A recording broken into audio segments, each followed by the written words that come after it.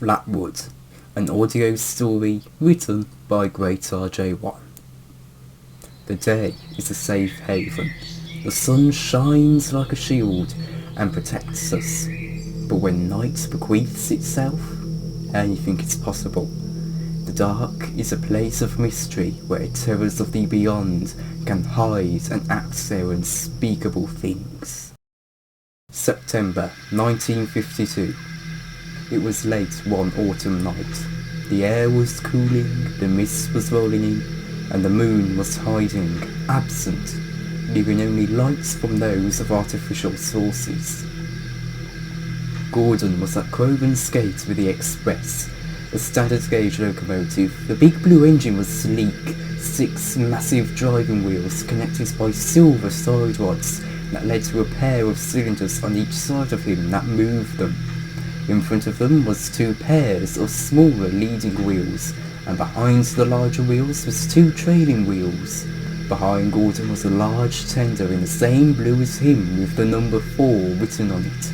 Coupled up behind that was a long rake of express coaches, Viridon on the lower half and cream on the upper.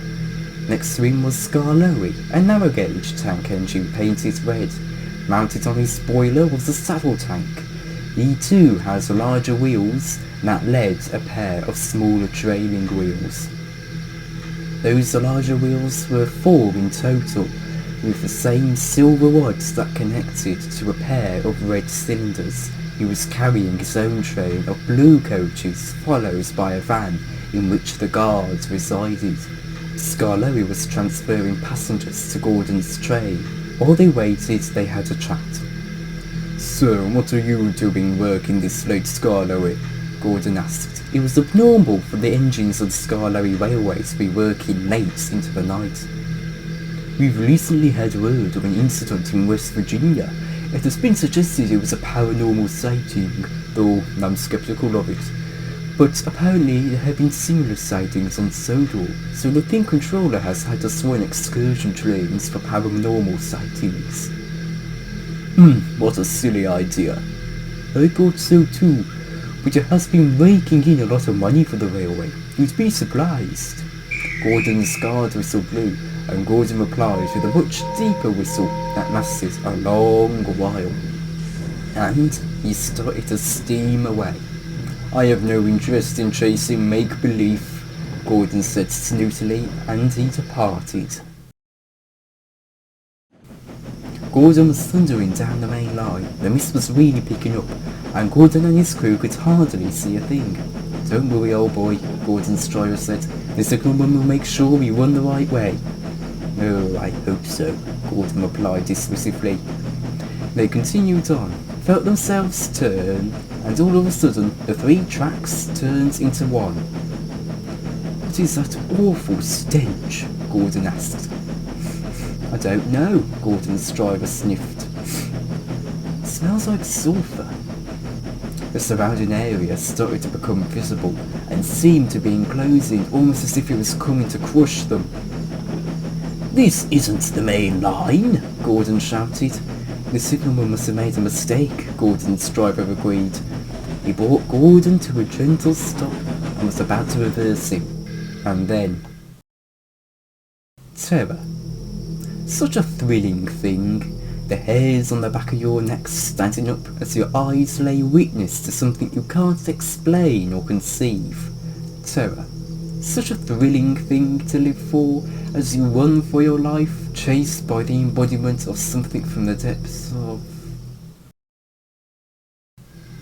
light. 2 lights.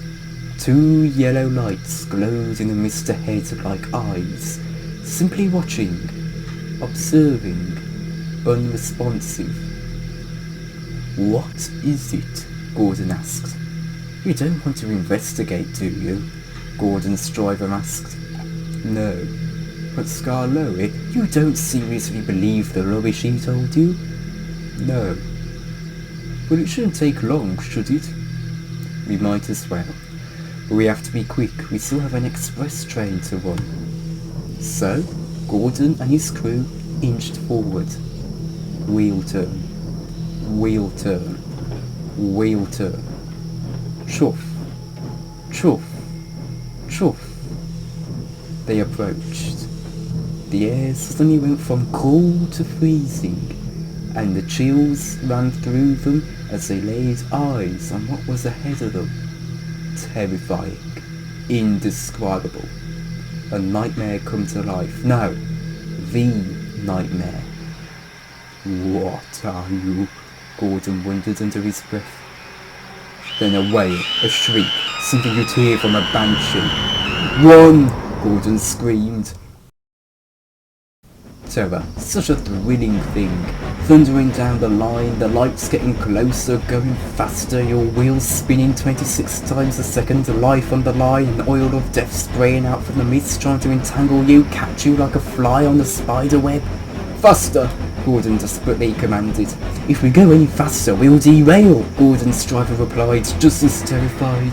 Gordon's fireman shoveled more coal into Gordon's firebox. The fire glowed warmer, hotter, the flames desperately tried to fulfill Gordon and his crew's commands. Gordon's wheels spun faster and faster, and then suddenly, smash!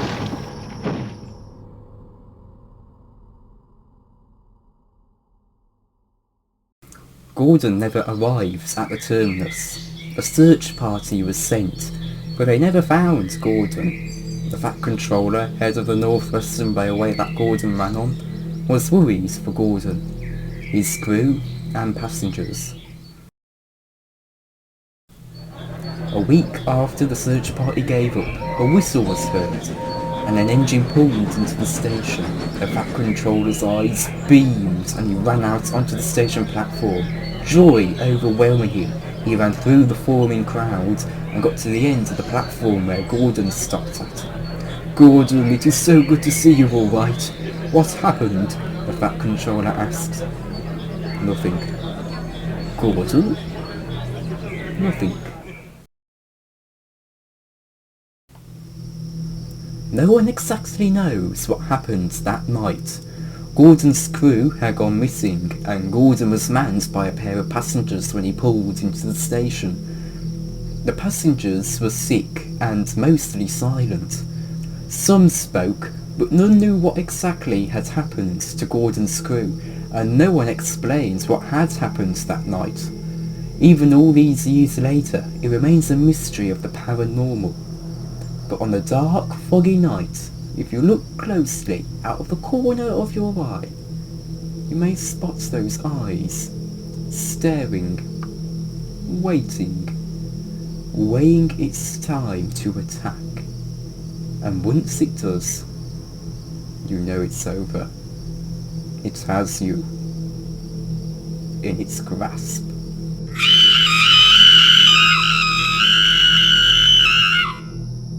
Flatwood, an audio story written and read by GREATRJ1, based on the original story written for Chemical Meltdown and the Purple Tramman series Steam Engines to Life, also originally written by GREATRJ1.